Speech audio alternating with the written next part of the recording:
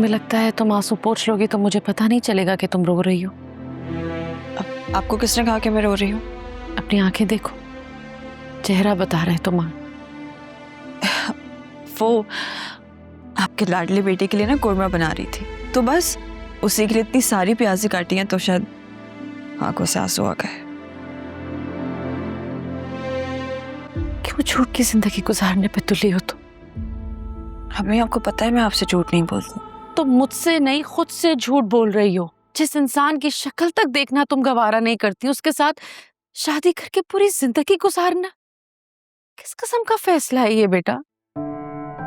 जिस इंसान से इतनी मोहब्बत करती थी उसके बगैर रहना भी तो मुश्किल है ना, तो मैंने सोचा कि जिससे इतनी नफरत करती हूँ उसके साथ रहकर मुश्किल में रह लेती हूँ, इससे मेरे अपनों को फायदा तो होगा। कोई फायदा नहीं होगा। राफे आज नाराज है, उसे तुम्हारी सच्चाई पता चलेगी, कल वापस आ जाएगा।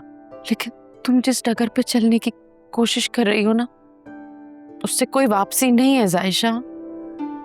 हो सकता है अम्मी कि भाई को ना मेरी सच्चाई पता चले और वो वापस आ जाए, लेकिन जो अरसलान और ताई अम्मी ने मेरे साथ किया है, आपको क्या लगता है क्या मेरी इज्जत वापस आ पाएगी? क्या सोच रही हो तुम? मुझे तुम्हारे इरादे ठीक नहीं लग रहे। ज्यादा कुछ नहीं अम्मी, बस एक ही इरादा है मेरा कि मुझे अपने किरदार पे लगे दाग धोने हैं।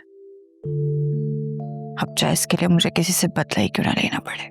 कैसी बातें कर रही हो जायशा? ये बदला लेना, इंतकाम लेना, ये तो तुम्हारी फितरत ही नहीं है बेटा। तो क्या चाहती हैं आप? जिसने मेरे साथ इतना गलत किया उसे माफ कर दो। हरगिज नहीं। वो घटिया इंसान तुम्हारी माफी के भी लायक नहीं है। लेकिन ये कौन सा तरीका है बेटा? ये इस तरह कैसे बदला लोगी तुम अपनी जिंदगी बर्बाद करके? जिस रास्ते पे तुम चलने का सोच रही हो ना सायशा, सिर्फ कांटे बिछे और तुम्हारे ही पैर जख्मी होंगे बेटा। होने दे मेरे पाँव जख्मी, सह लूंगी मैं। कहने और सहने में जमीन आसमान का फर्क होता है जायशा। मैंने और राफे ने तुम्हें बहुत लाडों से पाला है, कभी गर्म हवा तक नहीं लगने दी तुम्हें। तुम्हें क्या लगता है इतनी ताकत है तुम में कि ये सब कुछ सह लो? अम्मी, जब तक इंसान मैदान में नहीं उतरता ना, उससे अपनी ताकत का अंदाजा नहीं होता। तो मुझे भी उन लोगों के साथ रहकर अपनी ताकत आजमाने दें, और आप इसमें मेरा साथ देंगी। हरगिज नहीं।